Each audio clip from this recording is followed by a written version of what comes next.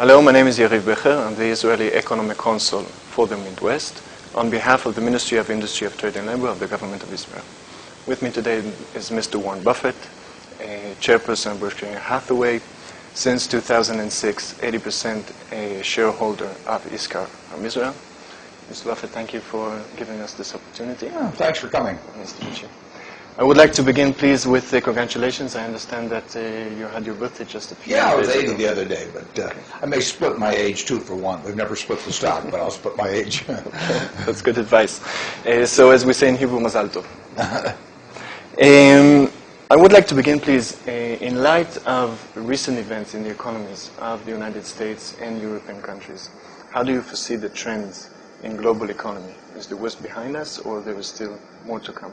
Well, I think the worst is behind us, but the pain will be felt for a long time from what happened, starting really in 2007, but then with the panic in the fall of 2008. So it's not going to be over for a long time, but we're going in the right direction. We're inching forward. We're not galloping forward, but we're inching forward. Okay.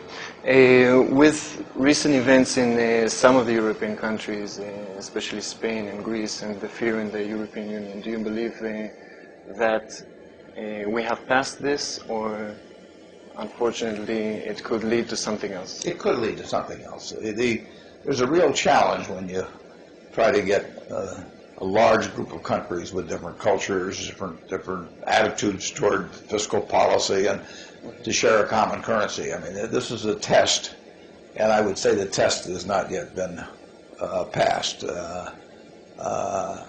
It's a real challenge. I think that's going to be an interesting one to watch. Yeah, well, watching it from afar. Yeah, I'd rather watch it from afar than nearby. Yes, I'm sure.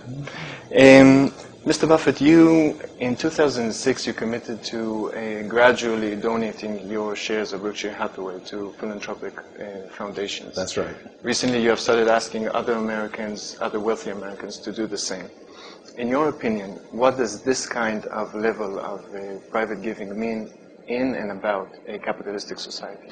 Well, I think when you have a rich capitalistic society, and we do despite our present problems, I think that you want to retain all the incentives of a market system. You don't want people when they get well-to-do to quit working, because you want the talented people to have every incentive to keep going. But I think that when you get enormous sums of wealth, as occurred with a number of people in this country, far beyond what they can ever spend, I think that at least, I'm really not preaching to other people so much, but I just feel that this society has made me rich. I would not have done well if I'd been in Bangladesh or someplace of the sort. So my wealth has come to a great degree from the rest of the citizens of the country. And I think in my own case, at least, that after my family's had everything they could possibly need, that the rest should go back to society.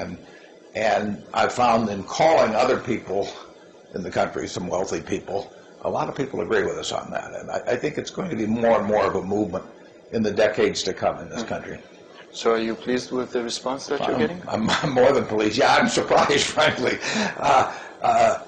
Bill Gates and I and Melinda Gates have made maybe 80 calls, and 40 people or so have signed up, and a number of others will be doing it. I mean, some people say they wish to do it, but they don't want the publicity attached to it. They want to stay below the radar screen. So the success is even beyond the announced numbers. And now, I'm not saying we change those people, because most of them have in mind doing this already, but America's had some tradition of increasing philanthropy over the years, started by Carnegie and Rockefeller in the past.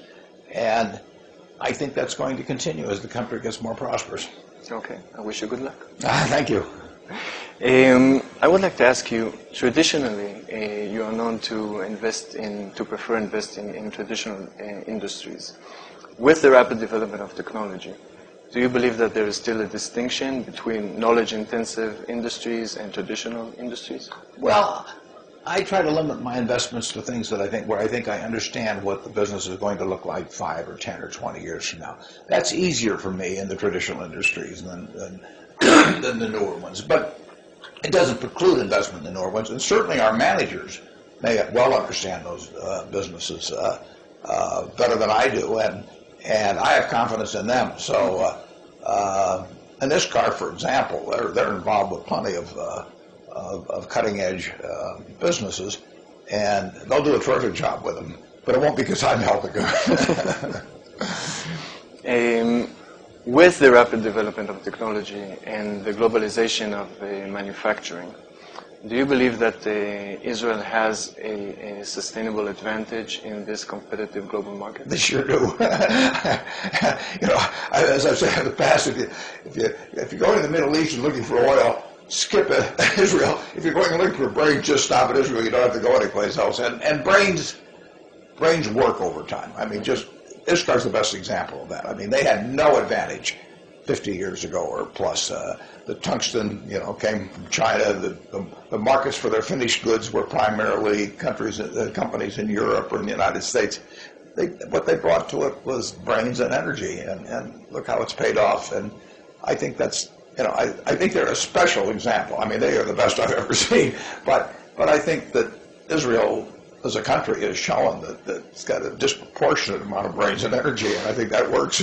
Disproportionate in a positive way. Yeah, definitely. Well, with that, today there is a debate considering the achievements of the Israeli economy. Some say that it is based on government involvement. And there is a debate today, should a government support of private sector R&D and education should continue, or perhaps the market should be left to itself to decide what directions to take? Well, markets should decide a lot, but government and business have to be in partnership. It can be kind of a strained partnership sometimes, but they're part of the same family. Now, that doesn't mean the two brothers always get along perfectly with each other, but they've got a common objective. And really no country in the world is going to do well unless it fosters a climate where business flourishes, and business is not going to flourish in a country where the government isn't stable and progressive and forward-looking. So I look at the same situation in the United States as in Israel. I think it's important that business and government understand each other. They'll have differences, but in the end, government is not going to prosper without business, and business is not going to prosper with the wrong kind of government. And I think Israel, I don't know the internal situation in Israel. I'm so sure I know it so well in the United States sometimes, but I don't think you would not have gotten to where you have gotten in Israel if government and business had been at odds all the time, nor would we have in the United States. So you would support government involvement as long as it would be within a dialogue with the market and the industry? Government has to have some involvement, but it should realize that it needs business to succeed, and it should establish a climate where success is the likely outcome rather than stifling business in any way. And now, you know, you can't have totally uncontrolled business enterprises. I mean, we've seen the product of that too. So it's a mating dance of sorts, and it's not, you don't get it perfect every day, but you have to get it perfect. You have to get it reasonably perfect over time. Mm-hmm. Okay. It seems that in the last few years, or some years, there's been sort of a division of work. Manufacturing has been going to the east, and in the West we've been left with services and high-tech. Do you think that the West has lost manufacturing to the East? Well, it has to some extent, but there's always been an evolution in any economy that progresses in terms of what they do. I mean, the United States, go back 200 plus years, it was a farming economy, and you know, a very high percentage of people were involved in farming, and now we have a few percent, but we're turning out way more farm products. So every economy will develop and find its own niche, find out what it does best, what the world thinks it does best. I mean, who would have guessed 30 or 40 years ago that software would be, you know, enormously important to the United States? You know, our movies are exported around the world. Our music is exported. You know, the McDonald's of the world have gone all over the world. So it's very hard to predict where the next 20 million jobs will come from. But back in 1980, we created, I don't know, 30 million jobs or something like that in the United States since 1980. And I can remember at the time people would be moaning, you know, what is the country going to do? Are we all going to be just cutting each other's hair and making hamburgers for each other? We've found plenty of things to do, and that will continue in the future. Capitalism is dynamic. Can an economy sustain itself based on services without much manufacturing? Well, there will be a lot of manufacturing, but services can be very important. And a world of 6.5 billion or 7 billion people are going to demand a lot of services. And this country is exporting things. We're importing more than we're exporting. But our exports have gone from 5% of GDP 40 years ago to 12% now. So we are finding things that the world wants, and there's things we want from the rest of the world. And the more trade, the better. Okay. Finally, I would like to ask you, what made you consider your first overseas investment, specifically in Israel? Well, I got a letter in, I guess it was fall of 2006 from Eitan Wertheimer, and it was an amazing letter. I'd never heard of him before. I'd never heard of Iskar before. And here this page and a quarter letter comes to me. But it just jumped off the page that I was hearing from a remarkable person about a remarkable company. And he encouraged me, if I was struck by the company, to invite him over. So he came over with Jacob and Harpaz and Danny Goldman. And it confirmed when I met him exactly what I thought when I read the letter, that this was really a remarkable business with some remarkable people. And I'm in the business of becoming associated with people who are smarter and more energetic than I am. I mean, that works very well in life.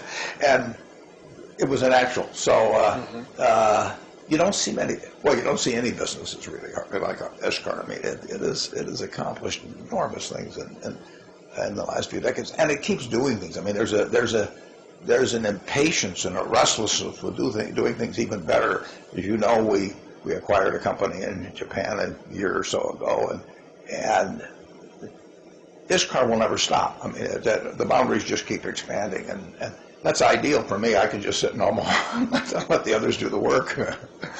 So is it fair to say that you're pleased with your investment in Iskar? Yeah, I'm more than pleased. If you got any more Iskars over there, just call me, Clay. I got an 800 number you can phone me on. Okay, so therefore I can think that perhaps you're considering more investments in Israel? Well, we're always interested. And we actually, our company CTV, which is in the agricultural equipment business, bought a couple of very small companies over there, but they're doing well. We have a company called TTI. I think we've just made a small acquisition in Israel. Now, we would love to acquire either a big independent company in Israel or other places, but certainly in Israel. Or we would love to acquire small, what I call tuck-in acquisitions that fit our present operations. And I think we'll do both. Okay, we would be very happy to welcome you in Israel again, to show you around, to introduce more companies. I loved it. I spent a couple of days there, I don't know, about 3 years ago, and I had a terrific time. And I was amazed at how much I could get accomplished there. I could see the whole country almost. And I had wonderful receptions from everybody. And I look forward to more investment in Israel. That's great. Glad to hear. Thank you very much. Thank you. Real pleasure.